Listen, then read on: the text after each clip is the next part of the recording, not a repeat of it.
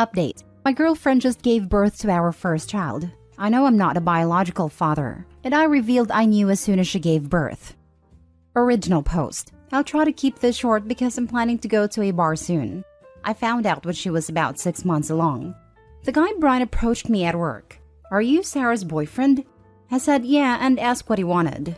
He said he was sorry, that he had slept with her and swore he didn't know that she was with someone, which I don't believe. He then pulled out his phone to show the texts between them. They had been sleeping together or linking up for at least a year.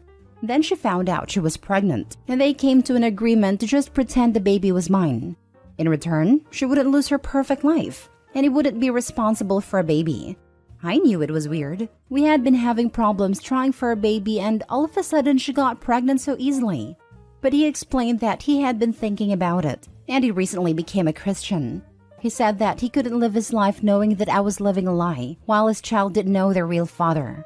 So yeah, I told him I'd keep in touch, and to not say that he said anything just yet. I've had a lot of time to think, but ultimately I decided to wait until she gave birth, to hurt her in her most vulnerable moment. I'll spare the details, but she went into labor, baby was born and was taken to the NICU to be monitored for a bit. What should have been a beautiful moment of holding my baby was the most heartbreaking time of my life. Just knowing that he was not mine hurt me. Once she was sewn up and comfortable, I started packing up my stuff to leave. She asked where I was going, and I just told her, "I know I'm not a baby's father." You can act all shocked, but I know. Just ask Brian to come. I'm positive he'll sign a birth certificate. Then I left. She's been calling my phone over and over, even sending texts as I type this. It has even gotten her sister to call me a few times. It was hard pretending these last few months, but I think I'm satisfied. I feel really, really heartbroken though. I was planning to propose to her on the day our baby was born. I was gonna make her the happiest woman ever. Oh well, I'm going to go get drunk now. Now for the top comments before reading the updates. I did sigh for relief when I saw you're not married to this woman. Take power from that. You can move on much easily. Same. Good riddance. I'm so sorry. No one deserves this. The crap she pulled is absolutely evil. It will get better with time, and you will be happy again with someone who deserves you. Go ahead and let her and Brian deal with the situation on their own. Shoot, I'm relieved he didn't sign a birth certificate. Some states consider him the actual father at that point. Get a DNA test just to be 100% sure the child isn't yours. But you did the right thing leaving her. Make sure you have the text from Brian so she can't twist the narrative. Edited to add, you also need a DNA test so she can't put you on child support. Because if you're in the USA, it'll be hell to get you off it once the courts deem you the father. I'm like 110% sure that's not my kid just from looking at him, but I'll get the test. I get that, but it's just be on the safe side. You wouldn't want to find out 10 years later that it's yours. And you missed out on all the time and moments with a child. It won't hurt having something definitive that says you aren't the father. I plotted revenge against my ex-husband when I found out he was cheating on me when I was pregnant with our son. It felt good in the moment to stick it to him by telling the husband of his mistress what went on, but I was still miserable. It's been 3 years and I'm still in therapy for what I did. Best of luck, OP. I hope you get therapy too. Cheaters are disgusting monsters. They truly deserve all the misery they encounter. They don't care that their actions can even create trauma in the victims. I hope you get better soon, and that the teeth and hair of this disgusting cheater rot and fall out. Now for the first update. Head hurts, but I'm home and safe. I wasn't really expecting this to gain as much traction as it did, but I'll clear up a few things. Brian is going to be in the baby's life if it's his. I don't care what anyone says. I'm sure the kid isn't mine. I'll go get tested, but me and Brian have been in contact since last night and there isn't a doubt in my mind. For those of you calling me a psychopath or whatever, I don't really care. You'll all forget about this post in a day anyway, while I'll have to live with this crap for the rest of my life. What I did wasn't amazing, but I don't care. All I ever did was treat her amazing, and this is how she pays me back. If you think this is fake, go read something else. Doesn't matter to me. Second update 20 days later. Hi everyone. I just wanted to start by saying I would have updated sooner, but it takes a bit to get test results back. I've also been working on myself in the time being. Thanks for all the support. I'll cut to the chase. I am not the father. But I already knew that deep down. Brian and the baby are a match, so that pretty much answers the question. He is very excited to be a dad, even despite the circumstances. We've kept in touch this whole time, and he's actually a really great guy. Goes to church now, volunteers at shelters, etc. I'm not sure if we'll continue to stay in touch after this, but I wouldn't mind getting a drink with him every once in a while. I hope the kid does great in life. He should, with Brian as his dad. As for Sarah, around the time I posted, she had asked Brian to be with her officially since there was nothing to hide. As far as I know, he has not taken her up on that offer and just wants to co-parent for the sake of being in his kid's life. I think that's very smart of him, honestly.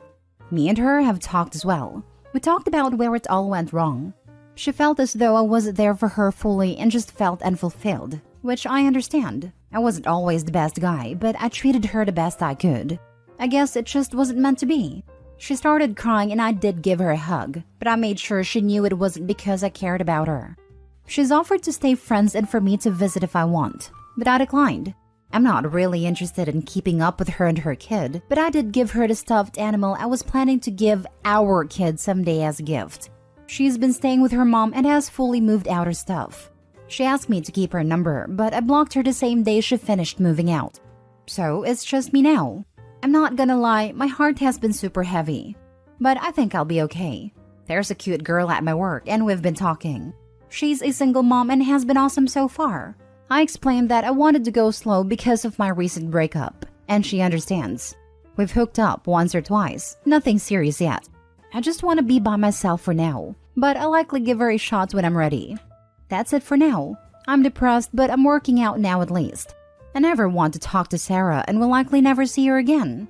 It sucks because she was such a big part of my life, but that's gone now. Thanks for all the support. I'll answer questions if you guys have more. Edit. Just wanted to mention that I still don't feel bad about what I did. I can tell she's still hurting, but I definitely think it's deserved still.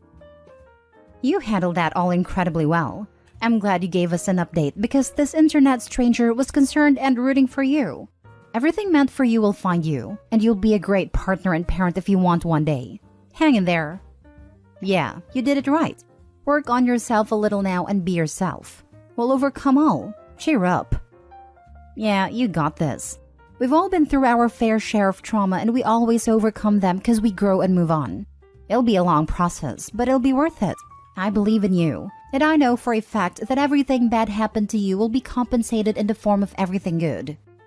Good luck. Just felt I should mention though that repeatedly hooking up with a single mom from work is not moving slowly or carefully. If you really want to heal from your last relationship, I'd advise forgoing hookups in favor of being single and hanging out with friends. Also, if you're feeling at loose ends, confused, etc., do a nice single mom a favor by being careful not to give any impression that you're developing feelings for her, if you're honestly not interested in anything lasting. More people say they can do strictly friends with benefits than can actually do it.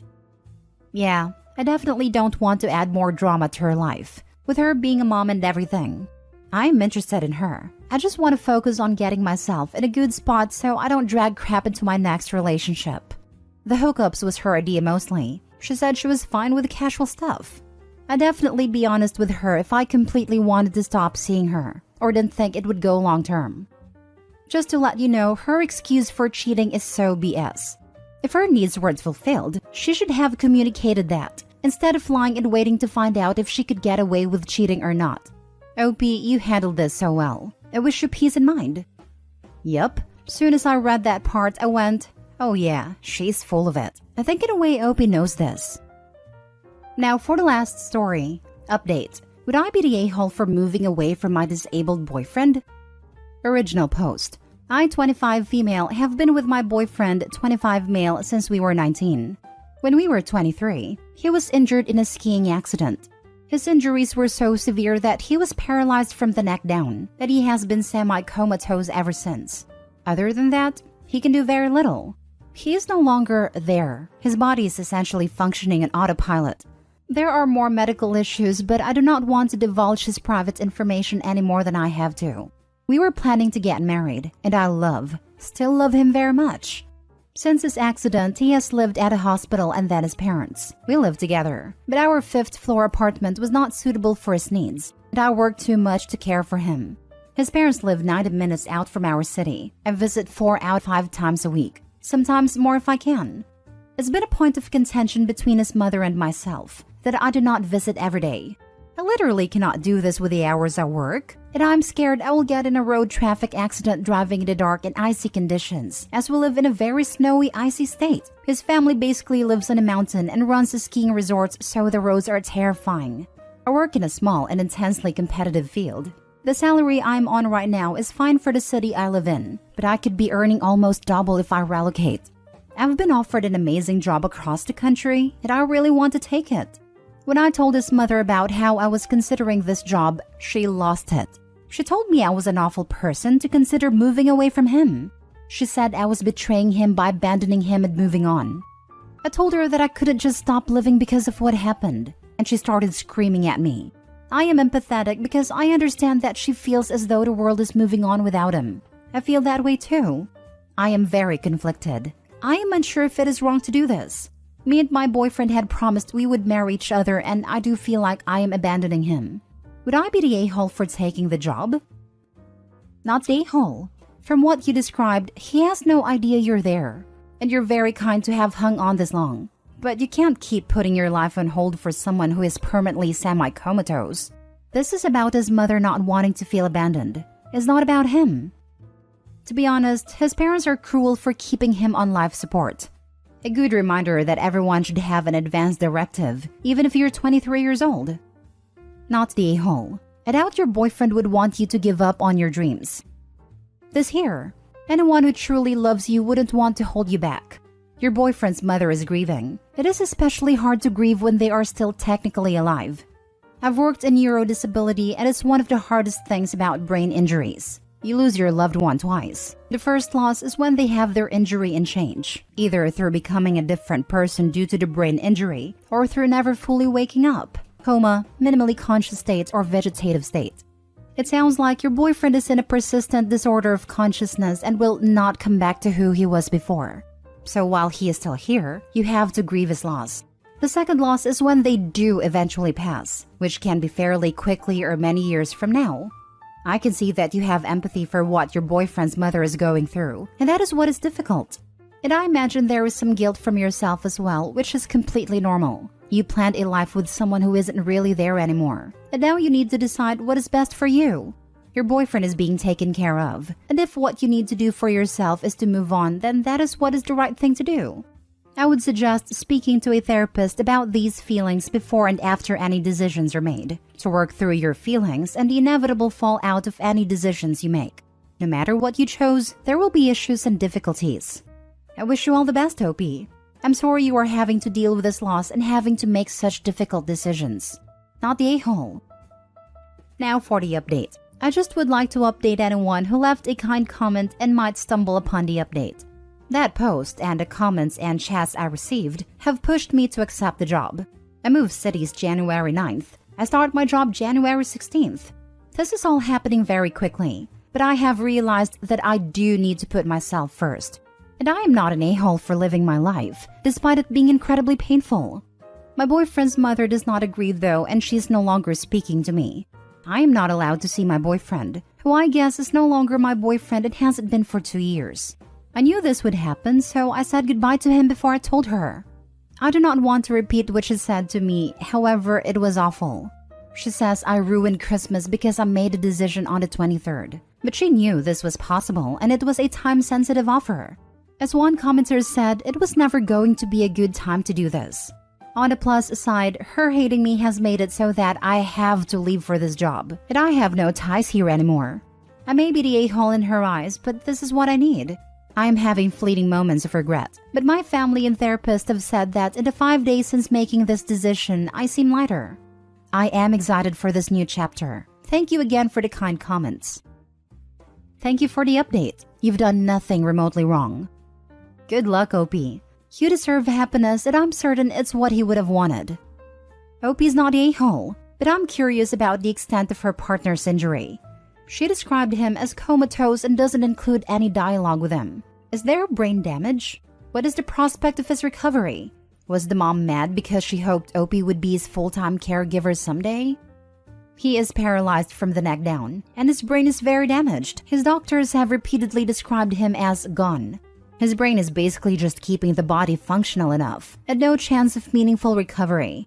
His family pay for in-home nurses at their house. He is well looked after, and they are lucky enough to be able to pay for this indefinitely. She has never tried to give me caregiving responsibilities, but so many people have suggested what you are suggesting.